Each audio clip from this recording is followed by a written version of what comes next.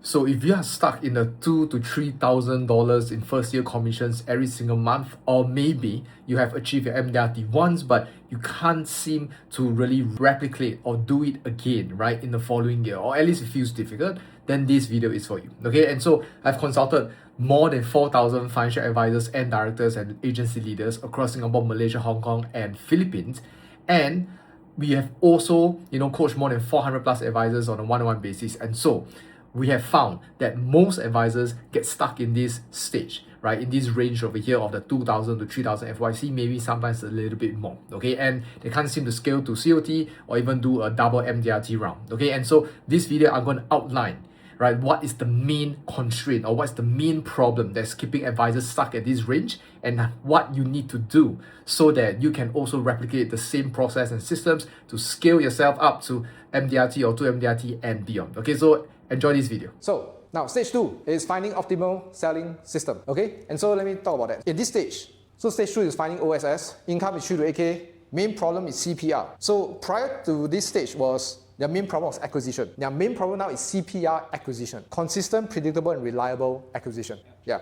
So I'll explain more later, but that's the main problem. So basically they know how to prospect and sell now, but they're not consistent or they don't have a reliable way of doing it again and again and again and again and again. Main outcome over here is streamlining sales, and therefore, Wilfred and you guys have known about this framework called 1 times 1 times 1. Okay, and it stands for people in stage 2. By the way, this is the same model that we use within AAS, right? And it's the fastest way to get people to MDRT from in stage 2. Fastest. Just 1 times 1 times 1. Situation, again, 2K to 5K FYC. Typically around 2 to 3K, more often than not, typically. Bar is 1 to 3K, income is around 2 to 8, clients 80 to 150. Yeah, okay, so that's that. Okay, so bulk advisors at this stage, they have a better idea of how sales works now, because maybe Basil keep repeating the same thing, right? Okay, I get it, I need to prospect and sell.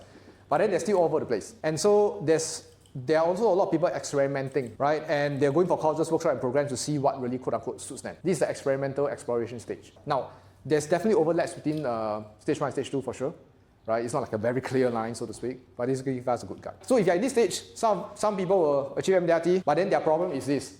Unsure if you can replicate it the following year. Feel like MDRT by chance. If you hear things like that, you confirm know they're stage 2, okay? And this is where they'll keep thinking, hey, where my next prospect coming from? So the main problem is CPR acquisition.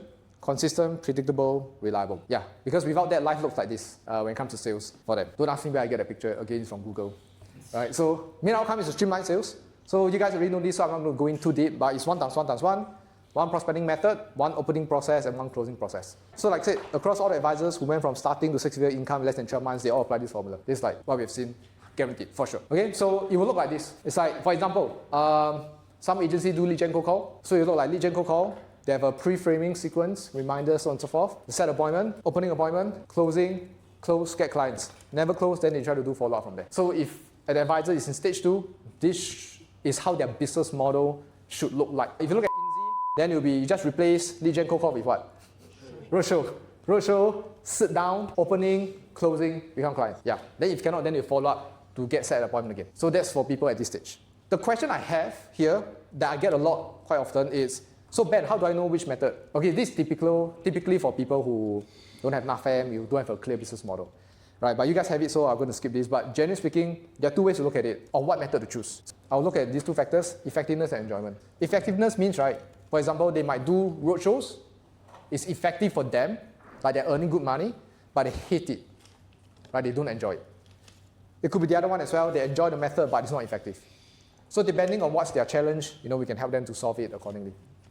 Okay, so we have advisors who come in doing roadshows, cold call lead gen. When they come in to us, right, some of them quite effective in their cold calling roadshow, but they hate it, so we use it as a problem to help them to solve, basically using NAFM.